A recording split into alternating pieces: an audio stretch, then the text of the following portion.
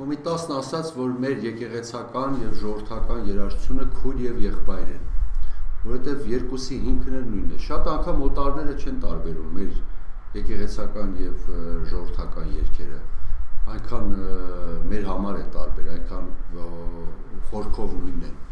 Օրինակ, ասենք, եթե ես երգեմ ժողովրդական երգերից ձեզ համար, ասենք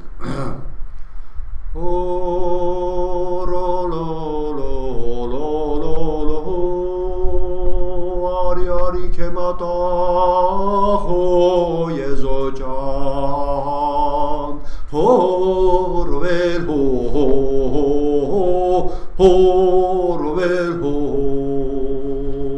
Կամ ասենք երգեմ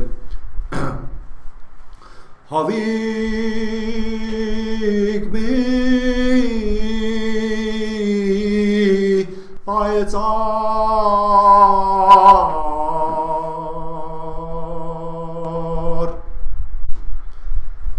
Եվ շատ օրինակներ կարող եմ բերել։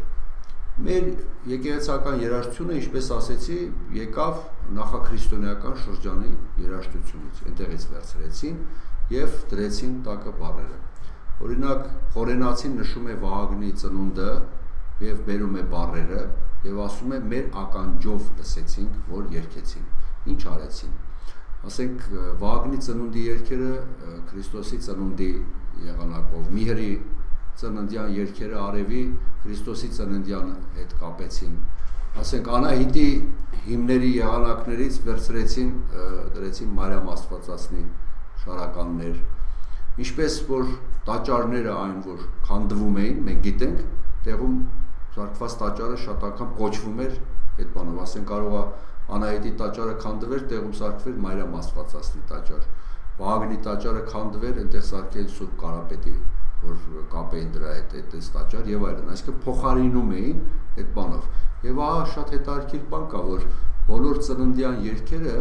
մեր եկեղեցական վերագրվում են խորենացուն։ Այսինքն հեղինակը խորենացին է։ Հեղինակ ասելով մենք ինչ պիտի հասկանանք խորքում, որ խորենացինը վերցրել ծննդյան երգերը հին եւ դարձրել քրիստոնեական, տակը քրիստոնեական բառեր դրել։ Օրինակ խորենացու ծննդյան երգերից ծնունդի մասին է խորհուրդ մեծ եւ սքանչելի, որ այդ ցար ասենք ասում է խորհուրդ մեծ եւ սքանչելի որ այս մավուր հայտնեցավ Ուրեմն երբ որ այս եղանակի տակ դնում ենք Վահագնի ծնունդի բառերը, ավելի է համընկնում, քան այդ բառերը։ Երկներ երկին, երկներ երկին, երկներ եւ ծով ծիրանի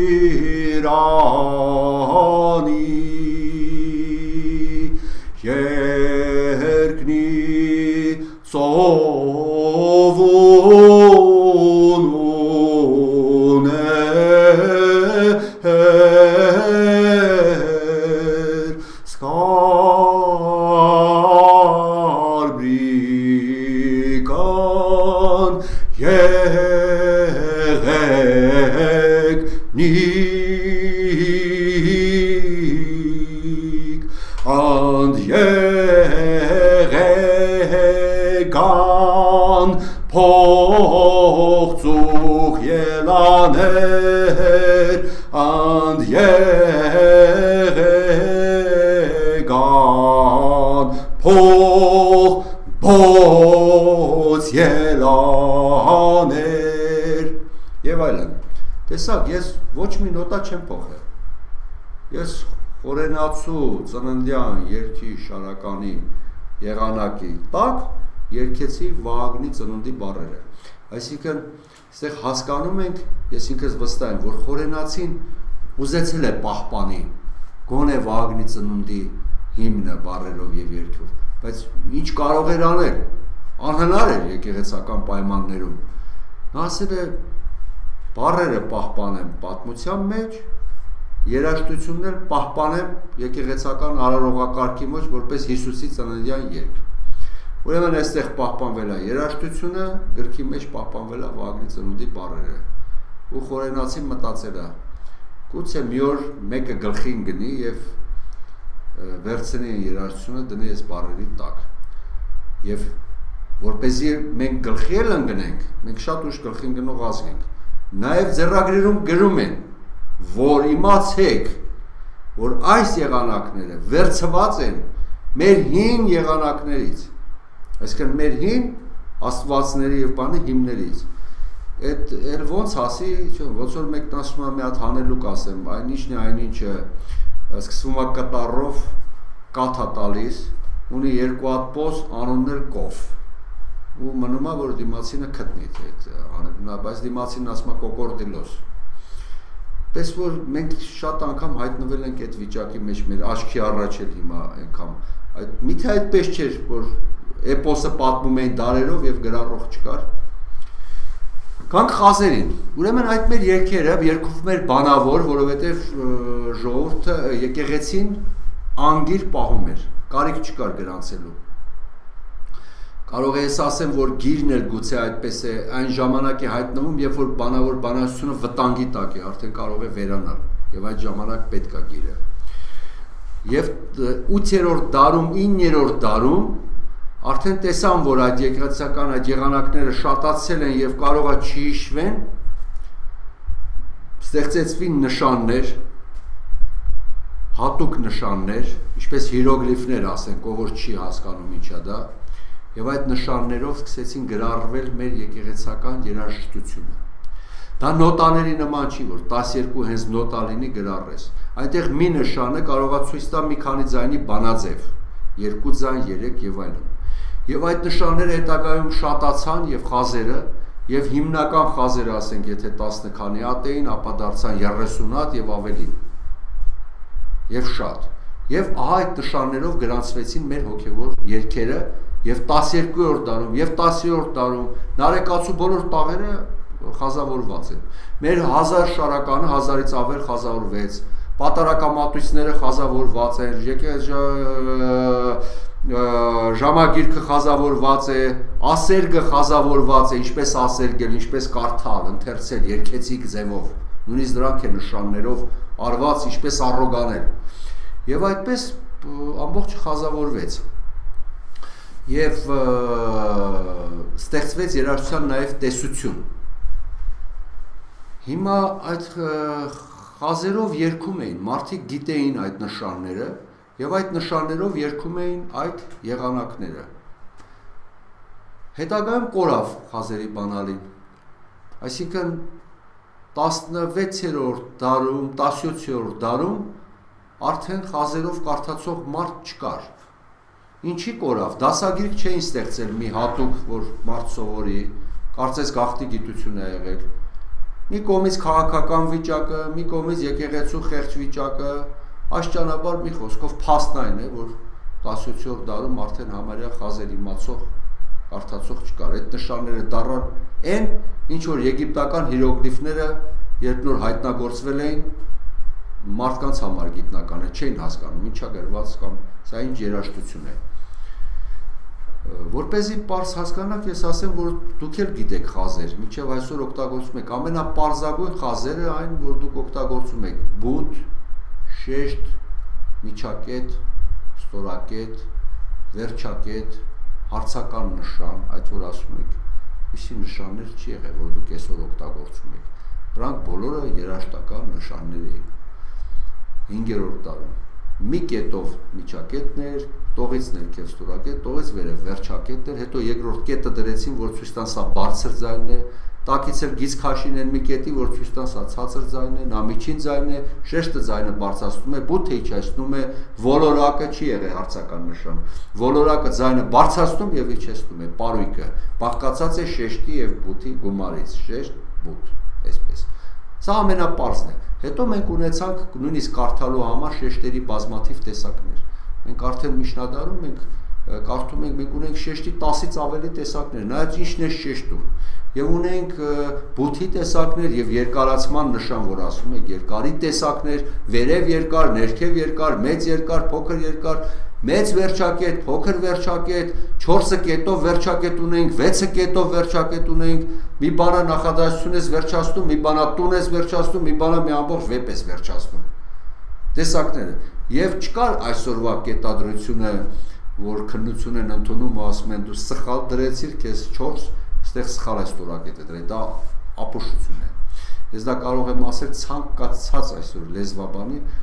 վստահ եւ իրանք պիտի մեծ համաձայնեն, որովհետեւ հայերենի կետադրության եւ շեշտադրության մասին միակ գիտական աշխատությունը Հայաստանում, որ գոյություն ունի, դա ես եմ գրել եւ հրատարակել 1990 թվականին 800 էջ, որտեղ բոլոր մեր քերականների 5-րդ դարից սկսած ամբողջ ձեռագրերի մատենադարանի եւ քերականների օրենքները իրենք ինչ են ասում, այդ ամբողջը մեջ կա։ Այսինքն ինձանից բացի թող ներեն մեր գիտնականները, մասնագետ չկա, ես մասնագետ ասելով մի հատ ճշտեմ ասենք առաջ, ես մասնագետ ասելով միշտ հասկացել եմ մարդ, որը բան ունի գրած, սրճարանում խոսող մասնագետներ ես չեմ հասկացել, որովհետև այսօր լսում եմ շատ երաժշտագետների անուններ, որոնք ոչինչ չունեն գրած, ինչ որ ասում են սրճարան, ասում են որտեղ ասած, ասում են սրճարանում, հեռուստատեսությամբ, ասին նա ժուրնալիստ է, ոչ թե երաժշտագետ, դաշնամուր նվագել գիտեր, ասում է չէ, ասում եմ հետո ինչ կոնսերվատորիան ավարտել, հիմա այդպիսի մի բանակ կա մեր երաժշտագետների, որ երաժիշտ չեն, դաշնամուր նվագել չգիտեն, երգել չգիտեն, ոչինչ չեն գրել, գիտնական են։ Սրճարանների եւ հեռուստատեսությամբ կարելի է քիթը վերցնել, այդպես էլ տա։ Այս ինչ որ անում են մեր երեխաների գլխին տերոր է։ 19-րդ դարում չկար այդպիսի կետադրություն, այդպիսի շեշտադրություն, նույնիսկ Մխիթարյանները, մեր այդ հսկաները, որ անում էին։ Մի հատ պարզ օրենք կար, ձեզ ասեմ, վերջացնեմ։ Դուք սովորում եք ինչա միջակետը, սովորում եք ինչա զորությունը շեշտի, ինչ ուժ ունի, բութը ինչի համար է, եւ ազատ եք կետադրելու, շեշտադրելու, նայած ինչպես դուք կկարդաք, ինչպես եք զգում այդ տեքստը։ Դուք պետք է շեշտադրեք, կետադրեք այնպես, ինչպես դուք զգում եք։ Մոտավորապես այսօրվա այս օրենքները նման են նրան, գուցե ես շեղվում եմ, բայց ասեմ, որտեղ մեծ ցավ է մեր ուսանողների համար։ Այս օրենքները նման են նրան, որ քերականության մեջ հայերենի գրված լինի, հենց որ գարուն բառին հանդիպեք, պիտի անպայման ասեք կանաչ գարուն։ Եթե ուրիշ բառ ասեցիր, նույն բանն է։ Օրինակ, դուք կարող եք ասել, ինչի է որից առաջ ստորակետ դրվում, ով կարող է ասել։ Ես գնացի տուն, որ հաց ուտեմ։ Եթե ստորակետը չլինի, չի հասկացվում։ Ինչի են գրում, ընդհանրապես, գիտեք, գրում են, որպեսզի միտքը հասկանան, որ միտքը քեզ փոխանցի գրավոր։ Եթե ես ասում եմ, ես գնացի տուն, որ հաց ուտեմ, ստորակետ չդնեմ, դու ինչ ես, ինչը տարբերվեց այստեղ, ինչը չհասկացար, հա? Կամ դա ինչ ապուշություն է, որ ասում են բացականչականի վրա դնում են երկարացման նշան։ Մենք միջնադարում եւ 10-րդ դարում բացականչության 50 ձև ունենք։ Դու կարող ես շեշտով բացականչել, արի, դու կարող ես ասել արի, դու կարող ես բացականչել հարցական նշանով, ասել արի, օրինակ Լորենցին ասում է տուն արի, ապեր։ Այս նշանների հարցը, որ կապել են մեր երեխաների գլխին, ստե բուտ, ստե բան, դա աբսուրդ է ուղղակի։ Դա պետք է հանել եւ սովորեցնել զորությունը։ Դրա համար իմ գրքում այդ 800 էջանոց ամեն նշանի մասին բոլոր միջնադարյան տեղեկություններ կա։ Շեշտը ինչ զորություն ունի, սորում ես, միջակետը զորություն, հետո ազատ է շեշտադրելու, կետադրելու։ Մեր ոչ մի լուրջ գրող չի կարացել այդ ձևի կետադրի եւ ստեղծի գրական արժեք։ Ցույց տվեք մեկին։ Այսօր եթե Հրատ Մաթեոսյանի գործերի կետադրությունը վերցնեք, նա 2 պիտի ստանա համալսարանում։ Բակունցը, Թումանյանը, բոլորին պետք է 2 դնեք։ Վերջացրեք դա մենք բոլորս գիտենք ինչի է դա ստեղծված, դա հայտնի բան է, դա հացի խնդիր է այդտեղ, դա բոլորին կապ չունի, ոչ քերականության հետ, ոչ էլ կետադրության հետ, դա լրիվ, դա տնտեսական հարցի է վերաբերում, հումանիտար հարց չի, դա տնտեսական գիտության հարց է։ Ասենք խազերին, ուրեմն խազերը ասեցի, որ բանալին կորավ եւ հազարավոր երգեր խազավորված են։ Պատկերացրեք 280 շարակնոց, որ ամեն շարակնոցում 1000 երգ է մեր շարականները։ Խազավորված մատենադարանում դրված է։ Եվ այդ ամբողջը չես կարողանում կարդալ։ Կիլիկիայի ամբողջ այդ վանքերում, Սիսում, բանում կենտրոններ են, խազագիտական կենտրոններն էին, որ երաժշտություն բաներն։ Եվ ոչ միայն խազ ասելով խազ պիտի ասան, դա մի տեսություն էր ամբողջ, երաժշտական եւ աշխարհի պատկերի տեսություն։ Ուրեմն կորավ բանալին եւ հայ ժողովուրդը մեր եկեղեցին սկսեց բանավոր երգել։ Այսինքն հիշողությամբ։ Պիտի երգի, չէ՞, խազը չի հասկանում, հիշում է, չէ՞, այն տերտերը սենց էր երգում, ես սենց եմ երգում, վարդապետը սենց էր երգում, եպիսկոպոսը մեր բանավոր երգելուց փոխվում է, չէ՞, աղավաղվում է։ Մի 10 տարում մի երգը երգում են, բայց մենք 300-400 տարի բանավոր ենք երգել։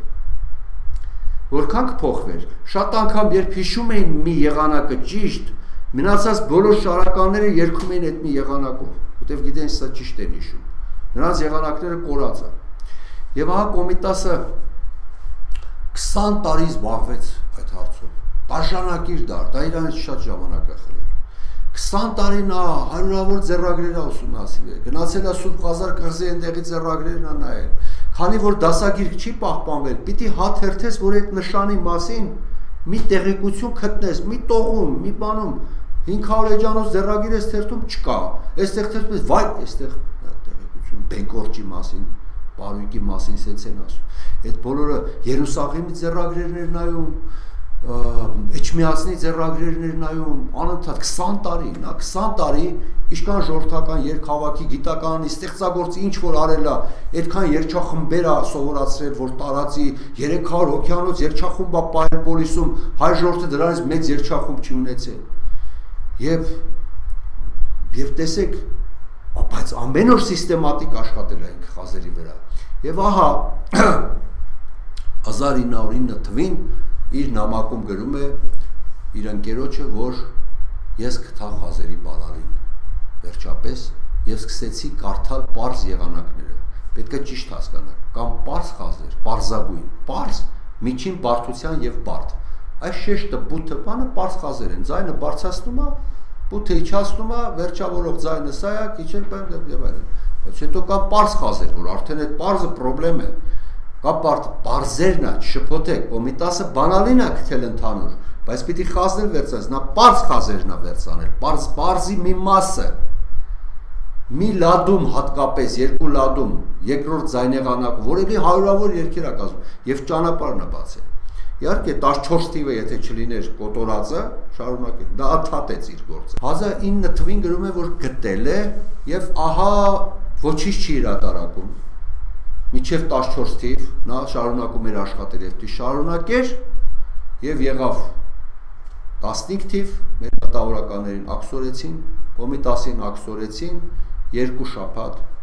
իրեն դեսպանները միջնորդեցին Ամերիկայի եւ Սուլթանի տղան, որ երաշտասեր էր, ծունկի իջավ որ առաջ եւ բոլորը ստիպեցին Թայլատին, որ ստորագրի, որ Կոմիտասը գա, որովհետեւ դուք պատկերացնում եք հայ ժողովուրդը այդ կոտորածի ճանապարհին այդ արհավիրքի մեջ իրար հարցնում էին ուրա Կոմիտասը, վարդապետը բա ուրա։ Նրանք ոնց որ փրկում էին մատյանները, որ շալակած բերեցին Թուրքից փախցնելով, զոհվելով Արևելյան Հայաստան այդ ձեռագրերը, չէ։ Այդպես իրանց համար վարդապետը դա մի հատ իրանց 5 գրքերից մեկն էր, մի օրինակ, որը պետքա փրկեր։ Եվ մարդիկ այդ աքսորի ճամփին հայ ժողովուրդը իրար ասում էր վարդապետն ուրա, վարդապետն ուրա։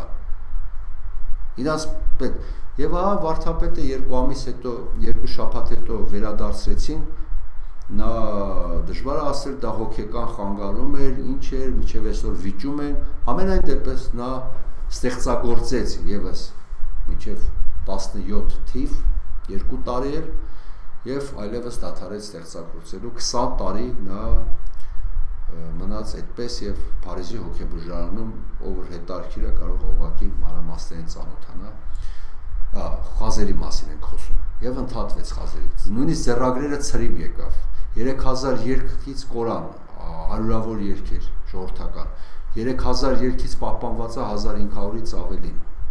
1800 աթեաններ գրում այսօր լույս տեսել 1500 քանիսը կա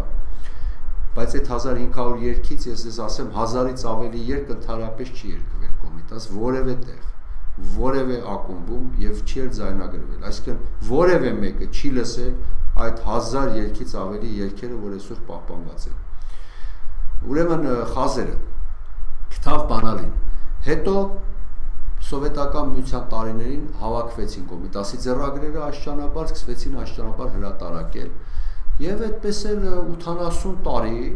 75 տարի ակադեմիան եւ ամեն օր լաց ու կոց էր, որ Կոմիտասը գտավ խազերի բանալին, բայց կորավ այդ բանալին, այդպես է կորավ ձեռագրերը եւ ես արդեն որ կոնսերվատորիան վերջացրեցի 5-րդ կուրսը, արդեն 5 հատոր գրել էի 5000 էջ խազաբանություն ամբողջ աղբյուրներով մատենադարանի, դրանից առաջին ուսուցիչն էր գրել բավականին աշխատություններ Նիկոլաուս Թամիզյանը, մեծ երաժշտագետ, իմ դասատուն, հոգին լույս դառնա, այսօր ինքը չկա, Ամերիկայի Միացյալ Նահանգներում մահացավ եւ Աթեանն էր զբաղվել խազերով, զբաղվել մեկ-մեկ, գիտեք, մարդիկ ճիշտ չեն պատկերացնում։ Նա գրեց մի գիրք նկարագրելով ինչ են խազերը, բացատրելով։ Նա վերծանության փորձ չի արել, ասիկին վերծանության։ Եվ առաջի անգամ ես հրատարակեցի Կոմիտասի ձեռագրերը, պաստվում է, որ դա կային եւ 80 տարի չէին հրատարակվում։ Դրանք ցրված էին արխիվում, տարբեր տեղեր, եւ պարզվեց, որ պահպանվել է այդ իր ամեն ինչ, այդ իր վերծանությունը, բանալին, իր շարադրած, եւ նույնիսկ ոմանք փորձեցին ասել դա վաղ շրջանի ձեռագրեր են, բայց Կոմիտասը ոնց որ ինքը խոսեց, այդտեղ խազավոր ձեռագիր մեջտեղ եկավ, որտեղ տակ գրված էր թվականը 1914 թիվ։ Այդտեղ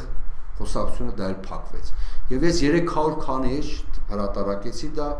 2000 թվականին։ Ես դա ուզում եի հրատարակել 1987 թվականին, չհամաձայնվեցին, Գարուն ամսագիրներ չհրատարակեց, նույնիսկ մի քանի էջ չհրատարակեց գրողների միությունը այն ժամանակ չեմ ասի ովքեր էին նախագահ ով էր, որ ասի գնացի ձեռագրերը ձեռքիս, ասեցի գիտեք ձեր գիրքը տպվում է 100,000 տիրաժով, խնդրում եմ ձեր մի գրքի 100,000 տիրաժը թող տպվի 80,000 տիրաժով,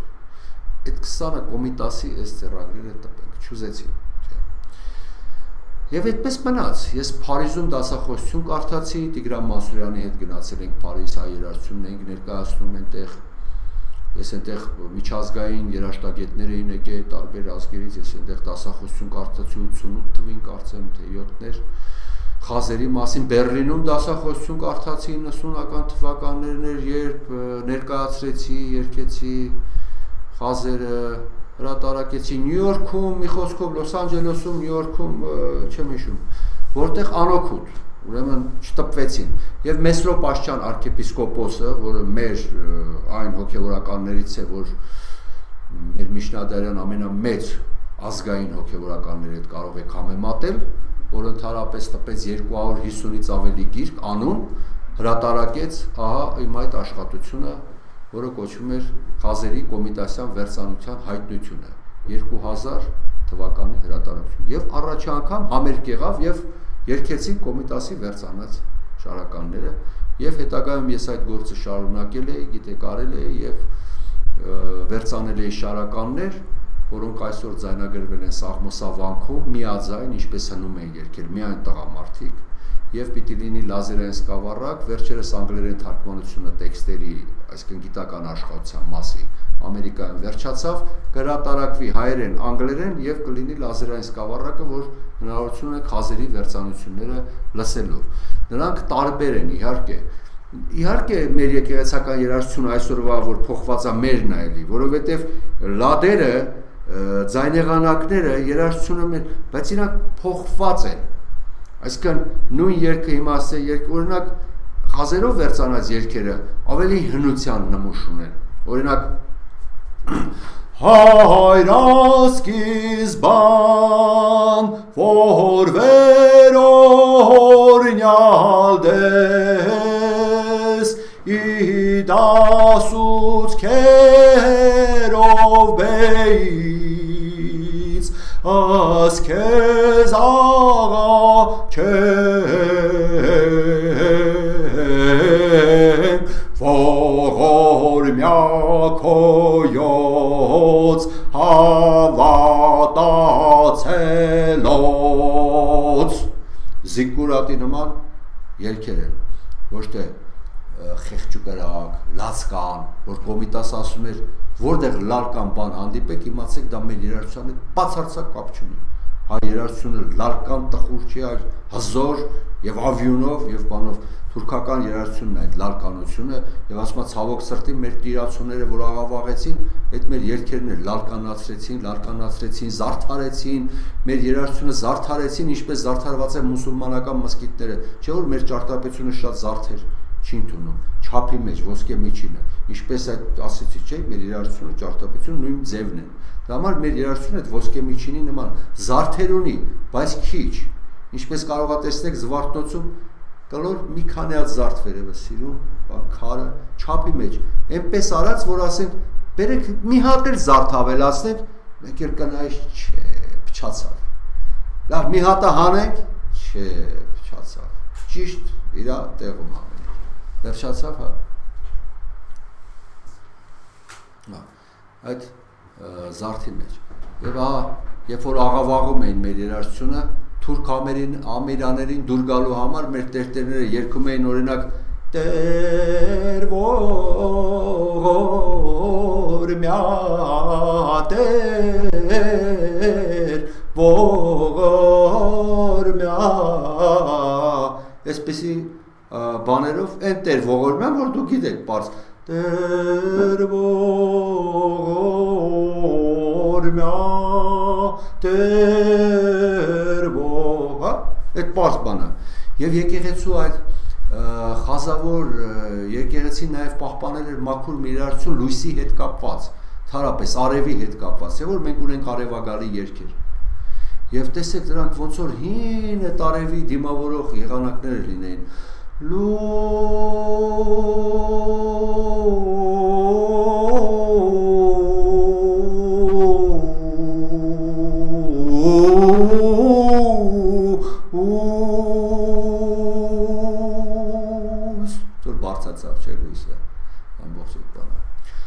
Եվ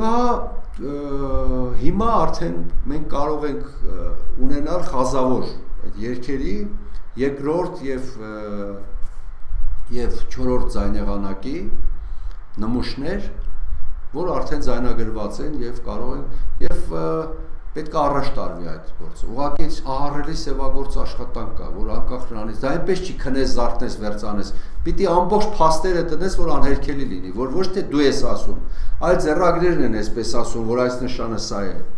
որ այս ձևը սա է, որտեղ մենք ունենք խազերով զբաղվող մարդիկ, որ երազ տեսնողներ են, այսինքն գիրքա գրած, դա աղբյուր, բան, ոչ մի չկա, ինքը գտնում է, որ սա այդպես է, ու վերջ։ Ով է ասում, իսկ Կոմիտասը ինքը գրեց, որ ճանապարհը դա է, ես ուզում եմ խազերը վերցանել այնպես, որպեսզի իրանց նյութերը իրանց հայտնագործեն, որ անհերքելի լինի այդ բաները։ Եվ ահա այսօր արդեն այսքանը կա, ուղղակի գիտեք, երբեմն ցավոք Կոմիտասի ժամանակ կար նաև թունավոր շրջապատ, Կոմիտասի նեղող, եւ դա միշտ կա ամեն ազգի մեջ, միշտ ամեն արվեստում կա այդ թույնը, միշտ կան միջակություններ, որոնք թունավորել են մարդկանց կյանքը, այդ հավերժական անմահ միջակությունները, որոնք միջակություն գիտեք որին ենք մեզ ասում մարտնչող միջակությանը, ես չեմ ասում արվեստագետի մարդուն, որովհետև շատ արվեստագետներ, որ իրանք թույլ են եղել, մեծ գործ են կատարել, որովհետև ինչ որ ճանապարհ են արդել, հո բոլորը բախ չէին Գերմանիայում, բախից առաջ հարյուրավոր մարդիկ ամեն մեկը մի գործ անելով մի փոքր ճանապարհ են արդել մի հսկա մշակույթի ես, միջակություն ասելով դա նկատում, միջակություն ասելով նկատում եմ մարդ, որը բացարձակապես զուրկ կա որևէ բանից, բայց իրան ներկայացնում է որպես առաջի եւ որպեսզի ինքը երևա, փնովում է այն արժեքները մեծ, վարադնում մեծությունների կարա իջացնի, կարա հասկաների ներքև իջացնի, խոսա, այդպիսի մարդիկ այսօր էլ կան, երբ այդ խազերի հարցը մեջտեղ եկավ եւ հրատարակվեց, որոշ շրջանակներում մի այնպիսի տխրություն տիրեց, Էլ չէին ասում կորածա, բայց չէին էլ ասում վայ գտնվեց, որովհետև մի լացուկոց անողների մի շրջանակ կա, որ միշտ ուզում է մի բան կորած լինի, որ լաց են, մեր խազերը կորել է, այսքան ժամանակ, վերջերս հեռուստատեսությամբ իս ծանոթ մի երկու հոգի բարձացել ասում են էլի Կոմիտասը վերցանես, բայց կորել է նոր գիտի է, գիրքս էլ նվեր եմ տվել, բայց ուզում է լացի մարդը, ինչ անես, այդ լացկանությունը մեր ազգի հետ թարապես կապ չունի, լինի գիտության մեջ, լինի ժողովրդի մեջ, լինի այդպես։ Մենք իհարկե ունենք վշտի երգեր, բայց նրանք խոր, նրանք լալկան չեն, ոչ Անտոնին է լալկան, ոչ Սաուսթի Դապիս Տեպոսի ողորմիներն են լալկան, չէ՞։ Դառնանայամ զողորմին տայտամ հենց ովինարին դառնամ զողորմին դիդամ հազար ողորմին են Բաղդասարին են Սանասարին են Ջոջ Մհերին օրինակ Ուրեմն խազերը մոտավորապես այսքանը խազերի մասին, որովհետև սա շատ գիտական արդեն խոսակցություն է։ Ինչ վերաբերվում է տեսությանը, դա մի առանձին նյութ է, որովհետև տեսությունը խազերի մաս է կազմում աշխարհի պատկերի, որը Կոմիտասը սկսեց այդ գործը 14 թվին։ 14 թվականին Կոմիտասը սկսեց զբաղվել աշխարհի պատկերով, մեր ազգի քաղաքակրթության արմատների հիմքը ինչն է եղել։ Բոլոր հին ազգերը շումերներ, եգիպտացիներ, չինացիներ, հնդիկներ եւ այլն իրանց մշակույթի հիմքերի հիմքում աշխարհի պատկերն է։